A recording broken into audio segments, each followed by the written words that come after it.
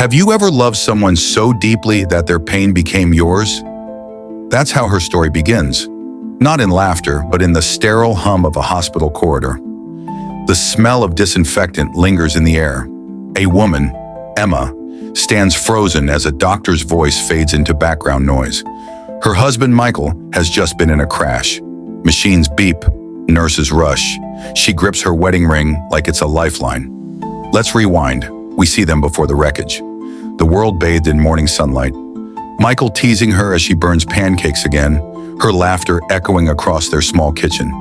They were the couple people whispered about. Soulmates, the kind of love you don't find twice. Weekends were for long drives, open windows, messy hair, and playlists full of promises. At night, they'd lie in bed, sharing dreams. A house by the lake, maybe children one day. He'd trace his finger down her arm and say, "No matter what happens, we'll always be okay." And then came the rain, thunder, headlights, screeching tires. Emma's voice, "Michael, slow down!" The world spun, glass shattered, and darkness swallowed the sound of her scream. The next thing she remembers is the siren. Shrill, merciless. Her hands covered in blood that wasn't hers. His body hooked to machines, still breathing but barely there. The man she loved, broken, motionless. Her voice trembles as she whispers, "You promised we'd be okay." The days turned into months. The months turned into years. Emma became both nurse and wife, waking at dawn, cleaning wounds, feeding him, adjusting pillows. Michael's accident had left him partially paralyzed. For the first year, she clung to hope.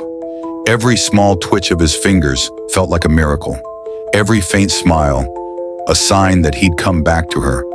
But love, when tested by time, begins to fray. Friends stopped visiting. The house grew quieter except for the sound of her footsteps and the hum of machines. Bills arrived faster than paychecks. Her reflection in the mirror became a stranger. Tired eyes, messy hair, and a smile she wore only for him. Still, she stayed. For 5 long years, she stayed. When he finally began to recover, standing again, walking again, she thought the nightmare was ending. She imagined their old life returning. But something had shifted. His laughter didn't sound the same. His eyes didn't linger on her anymore. He started spending hours outside saying he needed air. And late one night, she overheard him on the phone. A woman's voice, laughter. Her hand froze on the doorknob. Her chest tightened. But she told herself, no, he's just reconnecting with life, with people still. Something inside her whispered otherwise. She didn't sleep that night, or the night after. By the 5th year, he was fully healed, walking, driving, smiling. And she, the woman who gave up her youth for him, was fading into the background of his new beginning.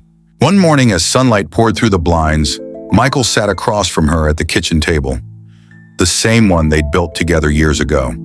"I think we need to talk," he said, voice low, detached.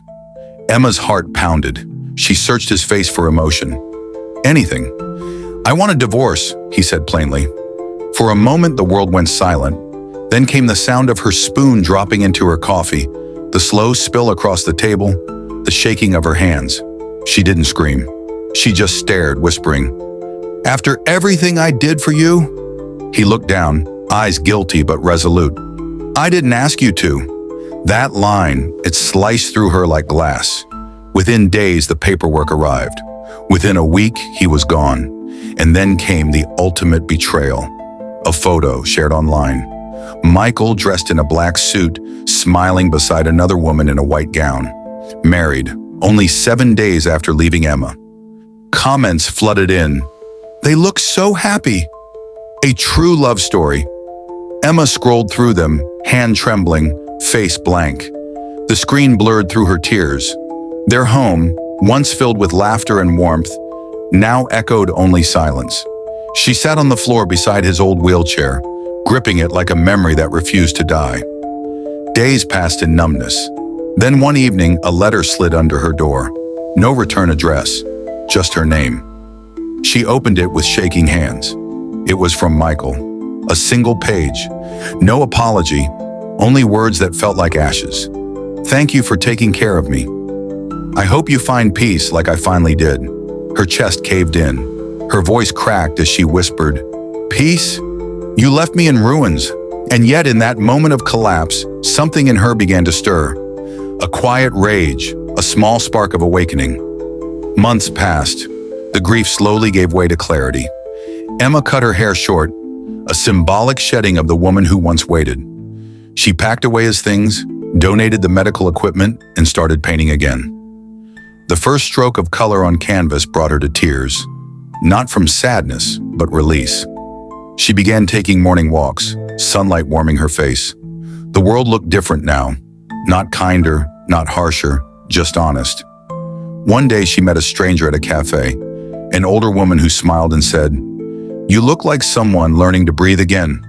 They talked for hours, not about love, but about survival. It was the first real conversation Emma had in years. Through a cinematic montage, we see her slowly reclaiming life. Painting in her studio, colors bright and unapologetic, laughing with new friends. Standing by the lake she once dreamed of with Michael, alone, but at peace. Sometimes the person you save isn't meant to stay. Sometimes they're just the lesson that teaches you how strong you are. He walked away healed, but I finally learned to live.